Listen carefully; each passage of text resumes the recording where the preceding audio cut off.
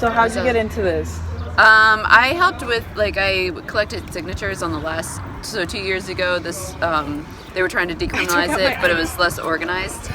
And then this time it has just like a very much better organized and base and volunteers and everything. So we're getting out and hopefully getting the signatures we need. How did magic mushrooms help you with your connective tissue disorder? So, well, I take a bunch of supplements because of I have sometimes like deficiencies or I just so essentially since my collagen is faulty, my ligaments are loose, and so I dislocate very easily and often in my sleep, and so my muscles work overtime. So just like standing upright or sitting upright for most people isn't that much work, but it's a lot. My muscles work overtime, so they constrict and they don't usually let go, and so it takes a lot of physical muscle manipulation. It takes you have to be careful with stretching. But so things just started to progressively get worse, and I wasn't able to work, and I just kept trying to work less and less hours, and my whole life was just kind of changing. A combination of end of a relationship, not being able to work, and then my condo was up on the 3rd floor and I couldn't do that anymore, so I had to sell it. And so it was all this stuff, my whole life was just changing and falling apart, it felt like. So I used my mushrooms recreationally as well as other psychedelics, but then I started to using it microdosing to just help me both stay positive, focus at the light at the end of the tunnel, because it just was so depressing.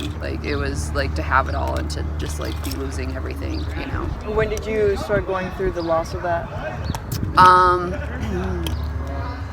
It was the end of 2018 that I started to realize oh, this is what this is manifesting more than I thought it was, and I kept trying to passion of mine because between doing this work, being in those circles, how many people microdose, how many people have used psychedelics to help as therapy, and even for the recreational, so many times it can start out as recreational and be therapeutic. When I lost somebody really close to me, it really helped kind of find beauty in the everyday and even in death and whatnot. So yeah, death is definitely a hard topic. Yeah. So it's not like shrooms brings this whole revolutionary sense of thought to me, but rather it opens up the thoughts I already had and allows me to go into it deeper without any negative mental reciprocation from it. Okay.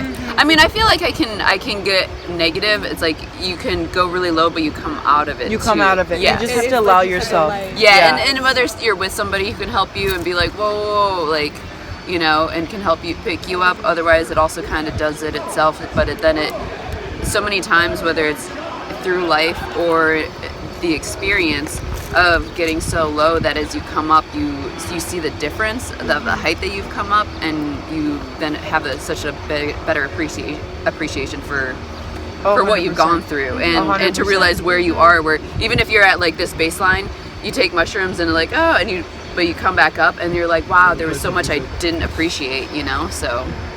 Yeah, the appreciation is pretty fucking amazing. Whether it's is that for the mushroom not. ballad? Right. Even at a microdosing level, though, too. Oh yeah.